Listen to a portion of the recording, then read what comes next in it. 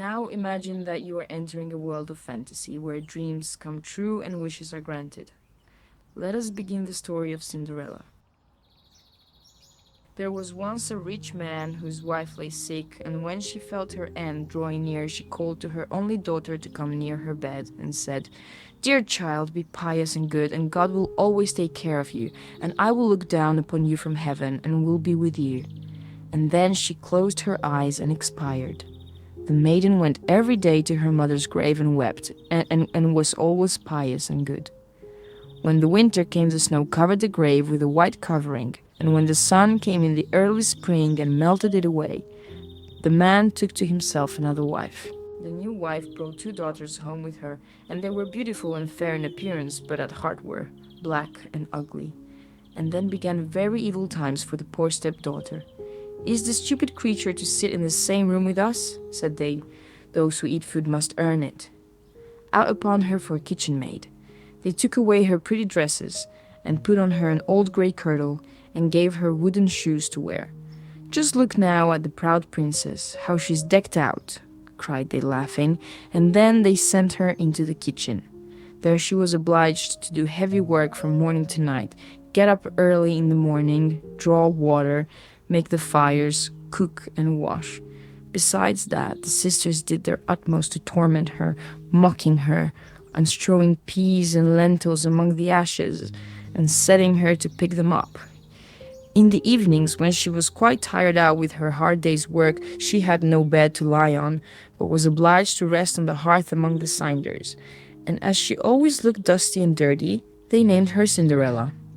It happened one day that the father went to the fair, and he asked his two stepdaughters what he should bring back for them. "Fine clothes," said one. "Pearls and jewels," said the other.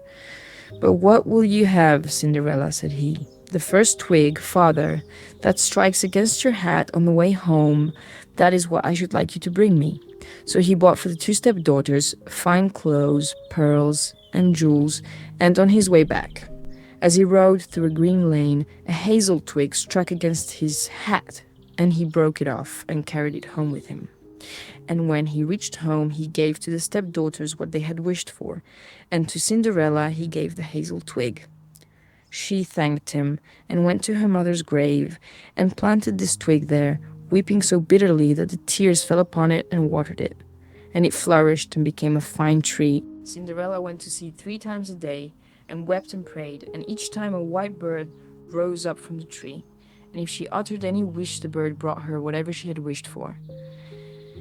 Now it came to pass that the king ordained a festival that should last for 3 days, and to which all the beautiful young women of that country were bidden, so that the king's son might choose a bride from among them.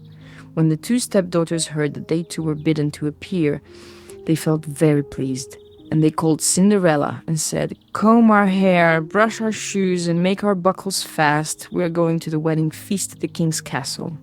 Cinderella, when she heard this, could not help crying, for she too would have liked to go to the dance, and she begged her stepmother to allow her. "What, you Cinderella," said she, "in all your dust and dirt, you want to go to the festival? You that have no dress and no shoes, you want to dance?" But as she persisted in asking, at last the stepmother said, "I have strewed a dish full of lentils in the ashes, and if you can pick them all up again in 2 hours, you may go with us." Then the maiden went to the back door that led into the garden, and called out, "O gentle doves, O turtle doves, and all the birds that be, the lentils that in ashes lie, come and pick up for me. The good must be put in the dish, the bad you may eat if you wish." Then there came to the kitchen window 2 white doves, and after them some turtle doves, and at last a crowd of all the birds under heaven, chirping and fluttering. And they alighted among the ashes, and the doves nodded with their heads and began to pick, peck, pick, peck. And then all the others began to pick, peck, and put all the good grains into the dish. Before an hour was over, all was done, and they flew away. Then the maiden brought the dish to her stepmother, feeling joyful and thinking that now she should go to the feast. But the stepmother said, "No, Cinderella, you have no proper clothes, and you do not know how to dance, and you would be laughed at.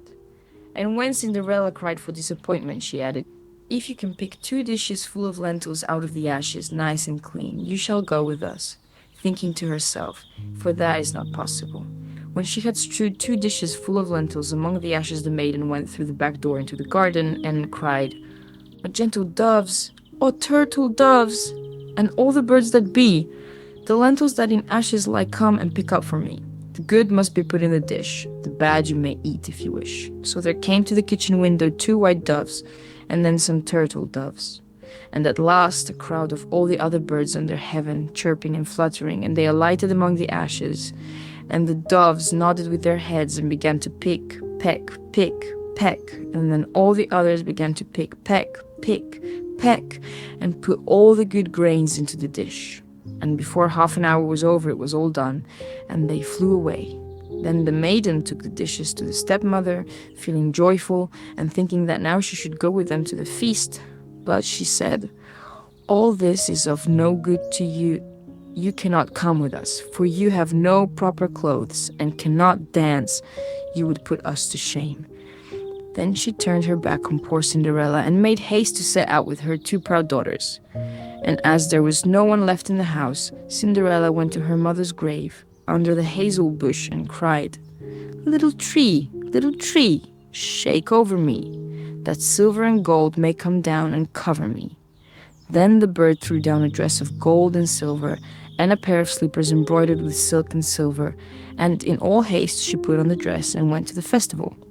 But her stepmother and sisters did not know her, and thought she must be a foreign princess. She looked so beautiful in her golden dress. Of Cinderella they never thought at all, and supposed that she was sitting at home, arid picking the lentils out of the ashes. The king's son came to meet her, and took her by the hand and danced with her, and he refused to stand up with anyone else, so that he might not be obliged to let go her hand. And when anyone came to claim it, he answered, "She's my partner." And when the evening came, she wanted to go home, but the prince said he would go with her to take care of her, for he wanted to see where the beautiful maiden lived. But she escaped him and jumped up into the pigeon house. Then the prince waited until the father came and told him the strange maiden had jumped into the pigeon house. The father thought to himself, "It cannot surely be Cinderella," and called for axes and hatchets, and had the pigeon house cut down, but there was no one in it. And when they entered the house, there sat Cinderella in her dirty clothes among the cinders, and a little oil lamp burned dimly in the chimney, for Cinderella had been very quick, and had jumped out of the pigeon house again, and had run to the hazel bush, and there she had taken off her beautiful dress, and had laid it on the grave, and the bird had carried it away again. And then she had put on her little grey kirtle again, and had sat down in the kitchen among the cinders. The next day, when the festival began anew, and the parents and stepsisters had gone to it, Cinderella went to the hazel bush and cried, little tree, shake over me, that silver and gold may come down and cover me." Then the bird cast down a still more splendid dress than on the day before, and when she appeared in it among the guests, everyone was astonished at her beauty. The prince had been waiting until she came, and he took her hand and danced with her alone. And when anyone else came to invite her, he said, "She's my partner." And when the evening came, she wanted to go home, and the prince followed her, for he wanted to see to what house she belonged. But she broke away from him and ran into the garden at the back of the house. There stood a fine large tree bearing splendid pears. She leapt as lightly as a squirrel among the branches, and the prince did not know what had become of her, so he waited until the father came. And then he told him that the strange maiden had rushed from him, and that he thought she had gone up into the pear tree. The father thought to himself, "It cannot surely be Cinderella," and called for an axe, and felled the tree, but there was no one in it. And when they went into the kitchen, there sat Cinderella among the cinders, as usual, for she had got down the other side of the tree, and had taken back her beautiful clothes to the bird on the hazel bush, and had put on her old grey kirtle again. On the third day, when the parents and the stepchildren had set off, Cinderella went again to her mother's grave, and said to the tree, little tree, shake over me, that silver and gold may come down and cover me." Then the bird cast down a dress, the like of which had never been seen for splendor and brilliancy, and slippers that were of gold. And when she appeared in this dress at the feast, nobody knew what to say for wonderment. The prince danced with her alone, and if anyone else asked her, he answered, "She's my partner." And when it was evening, Cinderella wanted to go home, and the prince was about to go with her, when she ran past him so quickly that he could not follow her. But he had laid a plan, and had caused all the steps to be spread with pitch, so that as she rushed down them, the left shoe of the maiden remained sticking in it. The prince picked it up, and saw that it was of gold, and very small and slender.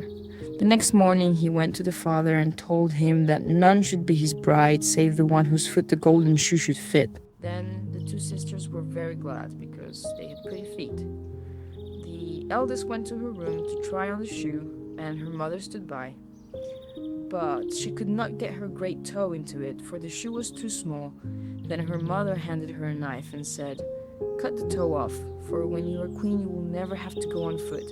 So the girl cut her toe off, squeezed her foot into the shoe, concealed the pain, and went down to the prince. Then he took her with him on his horse as his bride, and rode off. They had to pass by the grave, and there sat the two pigeons on the hazel bush and cried, "There they go, there they go! There is blood on her shoe. The shoe is too small, not the right bride at all." Then the prince looked at her shoe and saw the blood flowing, and he turned his horse round and took the false bride home again, saying she was not the right one, and that the other sister must try on the shoe. So she went into her room to do so, and got her toes comfortably in, but her heel was too large. Then her mother handed her the knife, saying, "Cut a piece off your heel. When you are queen, you will never have to go on foot." So the girl cut a piece off her heel, and thrust her foot into the shoe, concealed the pain, and went down to the prince, who took his bride before him on his horse and rode off. When they passed by the hazel bush, the two pigeons sat there and cried, "There they go, there they go! There is blood on her shoe. The shoe is too small, not the right bride at all."